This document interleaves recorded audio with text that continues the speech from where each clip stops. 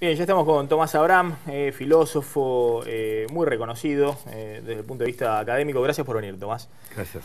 Bueno, y que escribió el fin de semana pasada en Perfil una columna que se llama Un momento de tregua en la joven democracia argentina. ¿Qué pasaría con nosotros si el kirchnerismo se callara por un tiempo? Dice Tomás. ¿Qué efectos tendría que los de carta abierta cerraran el buzón un par de meses, los Kunkel, las Conti, los Kicillof y Sandra Russo se internara en un monasterio trapense y la presidenta aprovechara, por su lado, el obligado reposo para meditar en silencio? Bueno, ¿qué pasaría, Tomás? Eso es lo que me pregunto.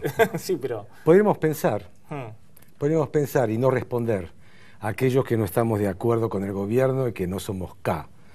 Y que todo el tiempo estamos respondiendo a las cosas que tiran con el relato y el modelo todos los días o 4 veces por semana hace muchos años. Entonces uno, si no escucha nada, sea porque las elecciones últimamente los ponen en un segundo lugar, porque la presidenta está convaleciente, entonces no puede... Entonces, hay un momento en que es una simulación, estoy imaginando algo. ¿Qué pasaría con nosotros que tratamos de pensar el país si no tuviéramos que responder todo el tiempo a las cosas que el kirchnerismo dice? Porque dice mucho. Este es un gobierno que habla todo el tiempo a través de muchas fuentes. Sí. Y podríamos pensar, porque no tenemos que reaccionar, no seremos reactivos. 30 años, democracia. Ya es una generación. Hay gente que nació en 1984 y que tiene hijos. Quiere decir que ha pasado un tiempo largo. ¿Este es el peor gobierno de la democracia? ¿Es peor que el alfonsinismo? ¿Es peor que el menemismo? ¿Es peor que el del arruismo? Igual, mejor. Podemos pensar un poco, es decir, ¿cómo recibió Néstor Kirchner en el 2002? ¿Qué hizo? ¿Qué no hizo? ¿Qué cosas hicieron mal? ¿Qué cosas hicieron bien? Digo, podríamos pensar. Y si pensáramos, veríamos que el país estaba horriblemente mal y que después se hicieron cosas bien, mal, más o menos, algunas realmente en los últimos años, pero es cuestión de opinión. Pero lo que hay que tener mucho cuidado es en las euforias. Ahora es la euforia opositora. Viene Massa, viene Sí. viene el otro, vamos a hacer esto, los jubilados, que esto, que el otro. No, esto no es así.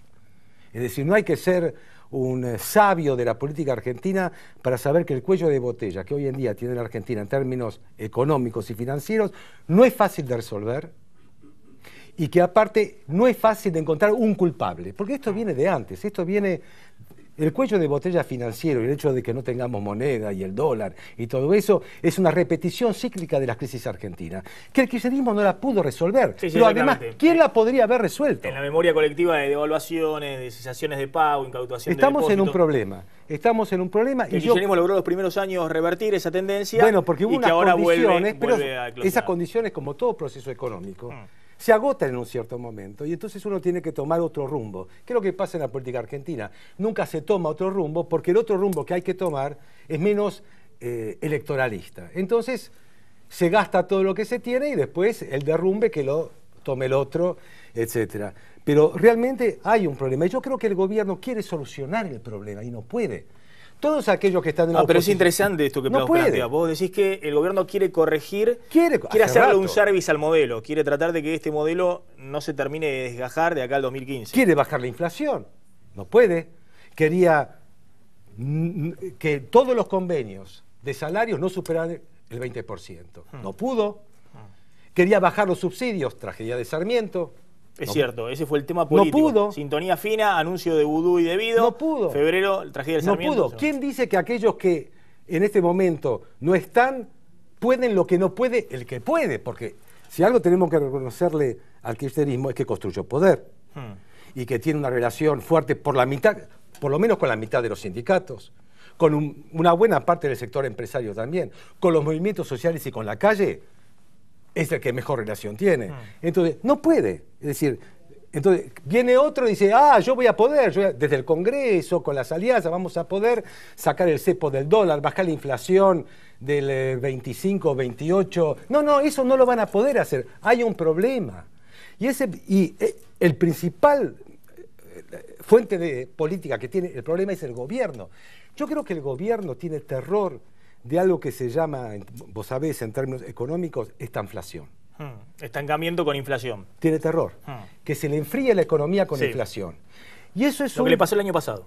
No, pero cuando pasa fuerte, es decir, cuando estamos planchados, cuando cierra una empresa, cuando despedís gente y no la podés retomar, cuando tenés ese tipo de problemas en la producción y al mismo tiempo tenés inflación, porque vos no podés contener el dólar como lo estás conteniendo, que lo tenés que liberar un poco y que podés llegar a 7 pesos y te incrementa la inflación, tenés que aumentar las tasas de interés, porque si no, esto no funciona. Cuando dicen, bueno, ¿cómo solucionamos el cepo? Que vengan dólares. ¿Qué quiere decir? Eso no es así. Porque los dólares que pueden venir son golondrinas. Y el dólar golondrina, Brasil lo sabe bien, es un tema, y nosotros también lo sabemos, es un tema muy delicado. Entonces yo digo, el problema no lo tiene el gobierno, el problema lo tiene el país. Y en ese problema yo no responsabilizaría totalmente al kirchnerismo. Hay un modo de gestionar en donde la clase dirigente argentina, bien distribuida, lo hace de hace muchísimo tiempo. Entonces, no estaría en esta situación de euforia, ¿no?, de algunos. Por eso, más que esperanza, como vos decís, yo digo, atención, esto no cambia con una elección. El tema es el 28 de octubre. Esto no cambia sino más. Estamos en un problema y ese problema viene, casi te diría, de hace mucho tiempo y de raíz. No puedo tomar un tema, una persona, un presidente, esto viene de antes. Ahora, ¿sabés que vos lo que planteás es interesante, ¿no? Uno, la verdad que lo ve en los papeles, pero después está la realidad. Y en los papeles uno dice, bueno, pero ¿por qué no corrigieron? ¿Por qué no fueron recortando subsidios cuando lo pedía la Baña, no sé, del 2004? O desde el 2006. ¿Por qué dejaron que haya una montaña de subsidios? ¿Por qué no fueron haciendo algo con la inflación desde el 2007 cuando apareció?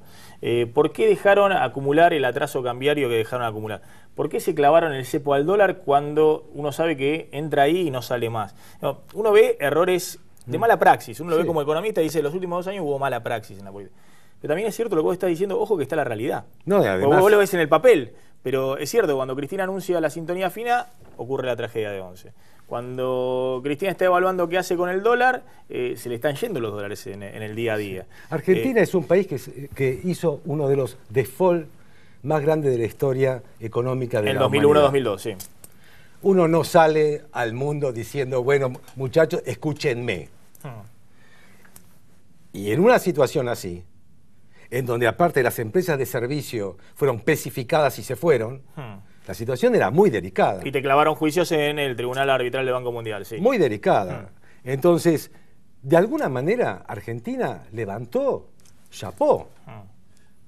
Ahora, hay cosas que siempre se hacen, las hizo Menem, se hacen. Es decir, cuando se habla de seguridad jurídica, esto parece que es un tema de López Murphy, pero no es un tema de López Murphy. Es un tema del mundo.